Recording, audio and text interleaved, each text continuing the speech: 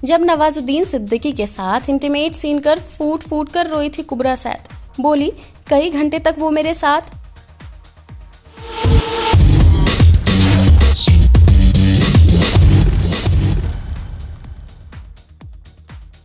दोस्तों, आपका स्वागत है मेरे चैनल लेमन जूस कैंडी पे और मैं हूं आपकी दोस्त एंड होस्ट शिवानी। आज मैं इस कहानी जिसमें कुबरा को रोने पे मजबूर होना पड़ा था कि ये इनसाइड स्टोरी के बारे में बताने वाली हूँ। फिर आप खुद तय करना कि स्टोरी कैसी है और कमेंट में दिल खोलकर अपनी बातें लिख सकते हैं। नवाजुद्दीन सिद्दीकी इन दिनों फिल्म टीको वर्सेस शेरू को लेकर चर्चा में है, लेकिन आज हम आपको उनसे जुड़ा वो किस्सा बता रहे हैं जब उनके साथ इंटीमेट सीन करते हुए एक्ट्रेस की हालत खराब हो गई थी।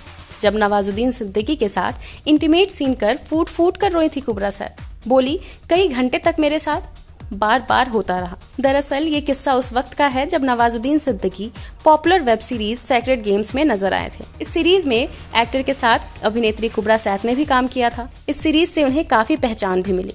वहीं बॉलीवुड हंगामा को दिए एक इंटरव्यू में एक्ट्रेस ने सीरीज का एक किस्सा याद करते हुए खुलकर बात की थी।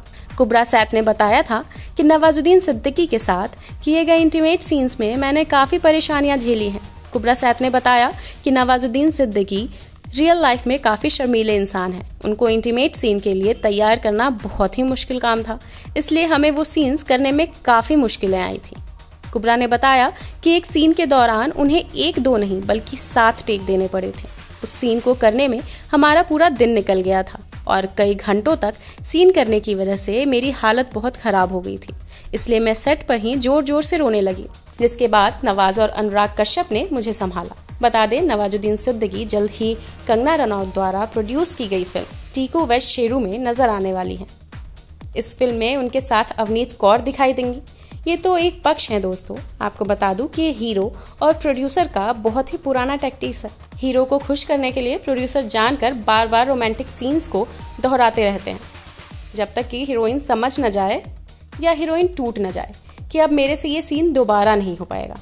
मेरे चैनल पे ऐसे कई सारी कहानियां हैं जिसमें फीमेल एक्ट्रेस ने लीड हीरो को थप्पड़ मारा है या तो फिल्म छोड़ने तक के लिए मजबूर होना पड़ा था। इसमें यही टैक्टिक्स अपनाया जाता है। हीरो इतना शाई हो जाता था कि डायरेक्टर को वो सीन नहीं मिल पाता था जो उसको चाहिए और इस चक्कर में हीरोइन का शोषण हो जाता था। यहाँ जग जाहिर है कि अनुराग कश्यप और नवाजुद्दीन सिद्दीकी जिगरी दोस्त हैं और इन दोनों की दोस्ती आज से नहीं, स्ट्रगल के टाइम से है।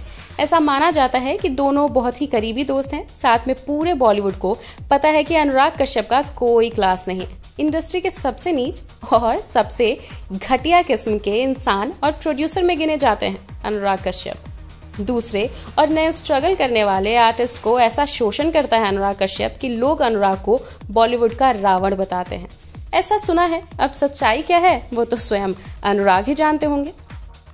22 तक पढ़ाई, 25 पे नौकरी, 26 पे छोकरी, 30 पे बच्चे, 60 पे रिटायरमेंट और फिर मौत का इंतजार। ऐसी घिसी पिटी लाइफ थोड़ी जीना चाहता हूँ।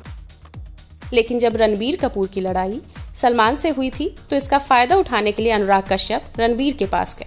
रणबीर को समझाया कि अनुराग कश्यप के पास यूपी बिहार के काफी सारे लड़के हैं। अगर सलमान खान रणबीर कपूर को पीटेगा तो अनुराग कश्यप उसको बचाएगा, क्योंकि उस समय रणबीर और कटरीना लिविंग रिलेशनशिप में थे।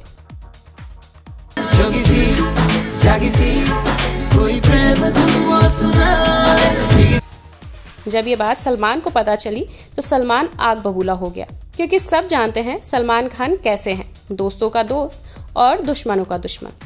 खैर, इस बात का फायदा उठाकर एक चालाक लोमड़ी, अरे मेरा मतलब अनुराग कश्यप, रणबीर से मिला और एक तरह के प्रोटेक्शन देने के नाम पे अनुराग ने रणबीर से 3 फिल्में भी साइन करा ली। रणबीर जाहिर सी बात है उभरता हुआ स्टार थे और उनके परिवार का कनेक्शन बॉलीवुड में बेमिसाल है।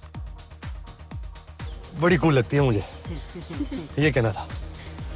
और हॉट भी कितनी है तू, कमाल कॉम्बो है ना, hot cool same time. Ranbir ने करण जौहर को मनाया अनुराग के फिल्मों में पैसे लगाने के लिए। फिर क्या था, करण जौहर ने दाव खेल दिया अनुराग कश्यप पे और फाइनली जब फिल्म बनी तो इतनी घटिया कि अब रणबीर उन 2 फिल्मों के नाम लेने से भी डरते हैं। 2 फिल्में बनी, दोनों के दोनों महाचाट और बकवास कि उसे कुत्ता भी न देखे। तीसरी फिल्म करने से पहले रणबीर को समझ आ गया था कि अनुराग कश्यप ने उसके डर का इस्तेमाल किया है अपने फायदे के लिए। रणबीर के करियर में बड़ा दाव लगा दिया है। तब तक मीडिया में रणबीर और कटरीना के संबंध में खटास आने की खबरें आने लगी थी, क्योंकि कटरीना कैफ को डर था कि जिस तरीके से रणबीर फ्लॉप पे फ्लॉप फिल्में दे रहा है, उसका कोई करियर नहीं बचेगा।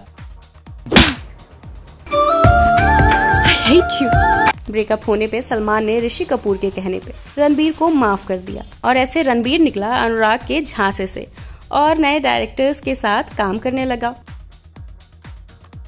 रफ्तार, पागलपन, मैं उड़ना चाहता हूँ नैना, दौड़ना चाहता हूँ, गिरना भी चाहता हूँ, बस रुकना नहीं चाहता।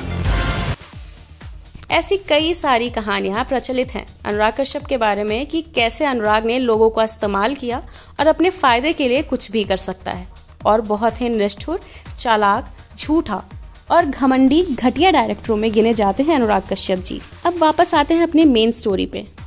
ऐसा बॉलीवुड में माना जाता है कि नवाजुद्दीन सिद्दीकी अच्छे आदमी हैं और रोमांटिक सीन देते समय काफी शर्मीले होते हैं, लेकिन आखिरकार वो एक मजे हुए कलाकार भी हैं। और ये तो सब जानते हैं कि एक्टर कब एक्टिंग कर रहा है और कब रियल है, वो सिर्फ एक्टर ही जानता है। अनुराग के कैरेक्टर पे तो आप खुलकर शक कर सकते हैं, लेकिन नवाजुद्दीन के बारे में अभी ऐसा कुछ ज्यादा बॉलीवुड में अफवाहें नहीं है। तो मैं ये बात अपने दर्शकों के विवेक पे छोड़ देती हूँ। आप खुद डिसाइड करें कि क्या ये घटना वैसा है जैसा कुब्रा बता रही हैं और समझ रही हैं, या इसमें कोई झोल है जिसे अनुराग कश्यप जैसे घटिया और बददिमागी आदमी की खुरापात मात्र है। उम्मीद करती हूँ कि आपको ये हमारी स्टोरी जरूर पसंद आई होगी, तो कमेंट करके बताएं और अभी तक आपने अगर हमारी चैनल सब्सक्राइब नहीं किया है तो कर ले। अब अपने दोस्त एंड होस्ट शिवानी को दीजिए इजाजत। नमस्कार।